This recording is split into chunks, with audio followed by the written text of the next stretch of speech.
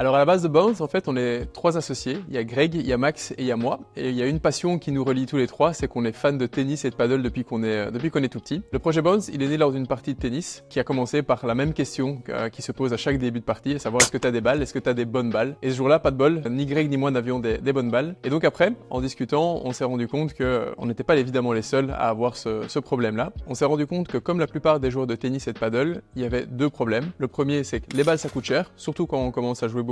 Et l'autre côté, c'est qu'on n'est jamais sûr de savoir si on a des bonnes balles dans son sac. Et en creusant encore plus le sujet, on s'est rendu compte qu'il y avait une troisième problématique, à savoir que le tennis et le paddle représentent l'un des sports les plus polluants au monde. En effet, chaque année, plus de 350 millions de balles sont utilisées dans le monde et moins d'1% d'entre elles sont recyclées. Et quand on sait qu'une balle met grosso modo 2500 ans à se dégrader naturellement, c'est 4 fois plus qu'une bouteille en plastique, on a voulu résoudre ces trois problématiques et c'est la raison pour laquelle on a lancé Bounce avec une mission, rendre le tennis et le paddle éco-responsables. Et si ça t'intéresse de savoir comment on s'y est pris, regarde la vidéo à droite de celle-ci.